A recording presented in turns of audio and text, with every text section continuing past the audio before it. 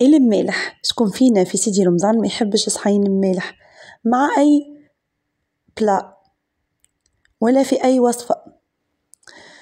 باش نعملو المالح صنع منزلي وبنينة، مازالو جمعتين بإذن الله يخلطوا يحضروا.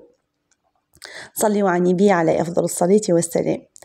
أول حاجة نظفت البسباس كيف ما قاعدين تشوفوا، رصفته في الحكة اللي أنا غليت لها الماء وعقمتها بالكدا، ومن بعد صبيت الماء وحطيت كاس تاي متاع خل طبيعي، تحبوا خل بلسمي مسالش، حطيت مغرفة كبيرة سكر ومغرفة ونص ملح، مش مكومة المغرفة.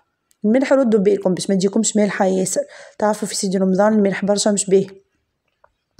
باش نكمل نعبيها بالماء، باش نزيدها شوية ثوم مبروش، اللي ما يحبش الثوم طعمته مش لازم يحط، انا هيك ما كثرتش شوية، عندي شكون ما يحبوش في العائلة.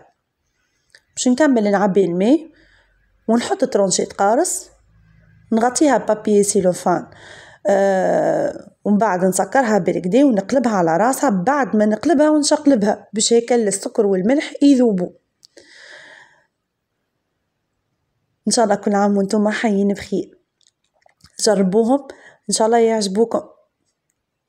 ما تنسونيش بجيم وكومنتير، اكسبلور اللي يتبعوا فيها على تيك توك. ميرسي بوكو، في الأمان.